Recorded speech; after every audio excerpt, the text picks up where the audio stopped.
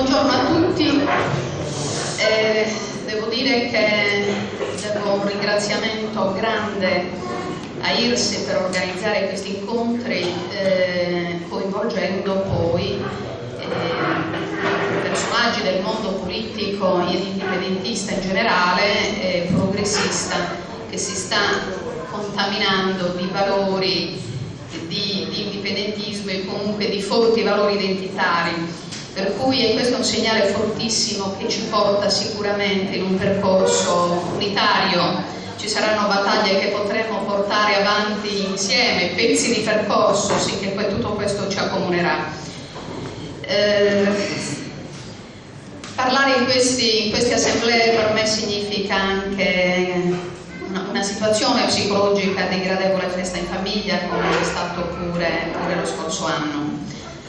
Dico che la storia ci sta chiamando ad assunzioni di responsabilità molto grandi oggi come oggi. Noi in Sardegna siamo in prima fila a difendere un popolo che ha superato il disagio e che comincia a dare segnali veramente di disperazione. Oggi dobbiamo ripartire, un po' mi ispiro anche all'intervento fatto lo scorso anno, dobbiamo ripartire da questa crisi finanziaria mondiale che si sta abbattendo in modo inclemente su noi sardi, per cui dobbiamo ragionare nella storia un po' come si è usciti e come è stata superata la crisi in passato e a chi spetta adesso il ruolo di dare una spinta perché si esca da questa crisi. C'è il discorso della prima guerra mondiale, che poi la crisi di quel pesantissimo momento storico è sfociata col fascismo e con altre forme dittatoriali in Europa. Poi successivamente con la seconda guerra mondiale c'è stata un'altra terribile crisi che qui in Sardegna poi è approdata e con un grande, fra virgolette, regalo che è l'autonomia. Anni terribili, sono stati 60 anni veramente terribili da tutti i punti di vista per il popolo sardo, sono stati anni di grandi inganni sociali, economici, politici, dove si sono create anche le grandi sudditanze della classe politica sardegna e sarda, cioè si sono rafforzate le sudditanze della classe politica sarda con lo Stato italiano. Una classe politica che ha preso distanza da quelle che erano le battaglie per il riscatto del nostro popolo. Per cui ancora oggi ci troviamo con tutta probabilità a una fortissima ed ennesima delusione rispetto alle aspettative di libertà e di autodeterminazione e di indipendenza di cui il nostro popolo oggi ha assolutamente necessità.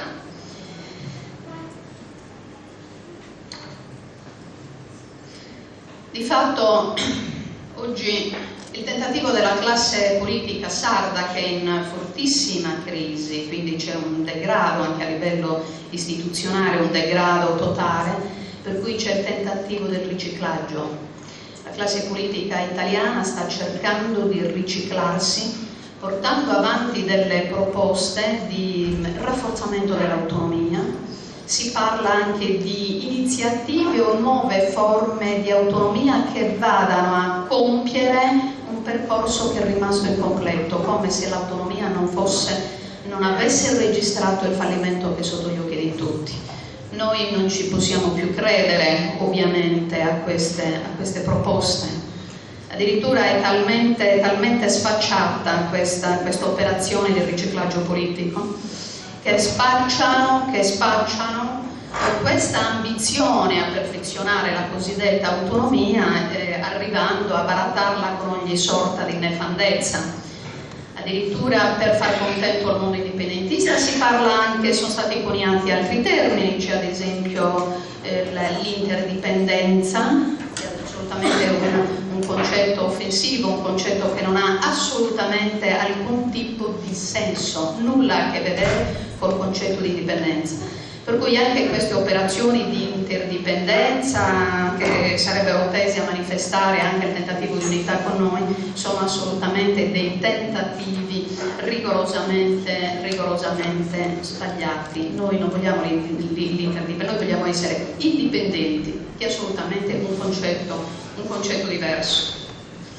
Oggi attraversiamo questa crisi istituzionale fortissima, si sono acutizzati i conflitti fra la Regione Sardegna e il governo italiano, col fatto che il governo in tutti questi ultimi tempi sta facendo delle scelte ferocissime. Non sto qui a riparlare delle entrate fiscali, della violazione dei diritti elementari contemplati tra l'altro nello statuto, nel nostro statuto speciale, che è stato violentato su tutti i fronti, ma il fatto di non aver avuto una classe politica, una rappresentanza seria a Roma che dialogasse e marginasse anche l'ondata di violenza che questo governo ha esercitato sui sardi, ha fatto scatenare di fatto una guerra, perché oggi la guerra è una guerra inclemente ed è una guerra fra un popolo e uno Stato.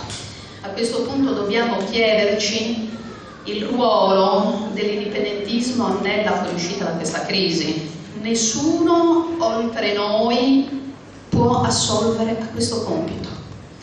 Quindi da qui nascono delle esigenze profonde, esigenze che secondo me la storia sta dimostrando che sono assolutamente fattibili, che è quello di creare dei grossi coordinamenti nel mondo indipendentista, sia da un punto di vista territoriale, sia da un punto di vista istituzionale, per cui noi dobbiamo rigorosamente marciare insieme con tutte le nostre diversità. La storia ci sta chiedendo di assolvere a questo compito, quindi noi non possiamo più perdere tempo. Lo scontro con lo Stato, l'abbiamo dichiarato in altre occasioni, è diventato violentissimo, quindi noi ci dobbiamo assolutamente opporre. Abbiamo dei problemi molto grossi in Consiglio regionale. Il Consiglio regionale praticamente si è affrontato il grande tema delle riforme istituzionali ed è stato un grosso bluff, battuto in ritirata, cancellato tutto a metà dibattito come se fossero arrivati ordini dall'alto. Si stava parlando troppo di sovranità, si stava parlando addirittura di indipendenza, quindi qualcuno ha provveduto molto in fretta a interrompere velocemente questo dibattito. Oggi si parla sempre meno di sovranità, anche perché sarebbe veramente inappropriato farlo, perché la sovranità è assolutamente stata violentata su tutto. Le nostre rappresentanze sarde a Roma non contano nulla, per non dire che sono addirittura complici. Tutto il sistema politico sardo è complice, tutto, nella sua interezza, anche se dobbiamo fare ovviamente dei distinguo. Questo non riguarda ovviamente il centrodestra e il centrosinistra, seppur con qualche responsabilità leggermente inferiore, ma si parla anche di qualche partito fortemente identitario che è nato su ben altre premesse e che incarnava un po' il bisogno di libertà, di autodeterminazione, di indipendenza del nostro popolo, che poi cammin facendo ha cambiato strada. Per cui noi chiediamo assunzioni di responsabilità. Nella storia c'è sempre tempo per tornare indietro e per tornare sui propri passi e per acchiappare quelli che sono i bisogni e i sogni di un popolo. Noi non abbiamo altre scelte, noi abbiamo la necessità di intraprendere velocemente una via che porti davvero al riscatto, una via che porti all'autodeterminazione, a momenti anche parziali di indipendenza, ma li dobbiamo puntare perché ciò avvenga. Non possiamo lasciare il problema energetico in mano agli altri, nel modo più categorico noi non possiamo farlo e ci dobbiamo opporre a questo neocolonialismo globale, che è quello, per dircela tutta, del 20% delle popolazioni mondiali che gestiscono le risorse del pianeta, contro l'80% dei popoli che vengono letteralmente esclusi. Noi siamo fra l'80% dei poveri, non possiamo più permettere tutto questo in un territorio, fra l'altro, particolarmente ricco. Abbiamo quindi a noi indipendentisti cercare di uscire da questa guerra.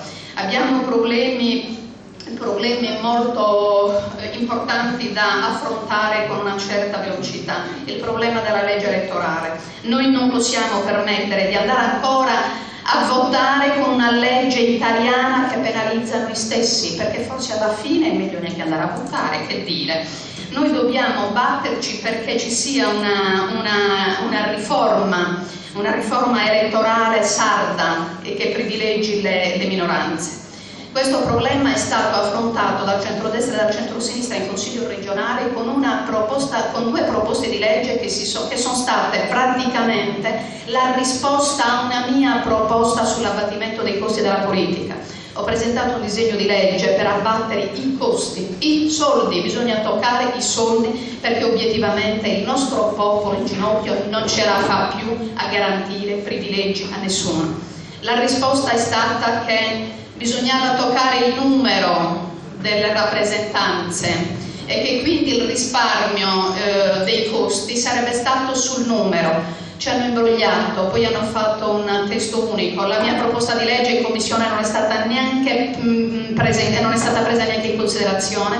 Hanno lavorato su quei due testi per fare un testo unico sulla riduzione del numero ed è una cosa che a noi è una condanna assolutamente per tutti noi. Vuol dire che il popolo sardo, che è pieno di tante realtà e di tante minoranze politiche, non avranno diritto ad avere una rappresentanza all'interno delle istituzioni. Per cui questo è un problema drammatico ed è una risposta di questa classe politica feroce che è stata data per l'ennesima volta non a noi indipendentisti, è una risposta feroce data al popolo sardo. Per cui questo è un problema che noi dobbiamo affrontare velocemente. Allora, io oggi sono un pochettino disordinata nell'esposizione perché ho fretta, purtroppo un convegno dove sono relatrice e fra un po' dovrò scappare, per cui io faccio un appello e rinnovo l'appello a tutto il mondo indipendentista sincero, ai nostri fratelli, a portare avanti delle operazioni politiche sul territorio, all'interno delle istituzioni di ogni ordine e grado, che ci portino veramente a uscire da questo momento drammatico per costruire un percorso vero di autodeterminazione e di indipendenza.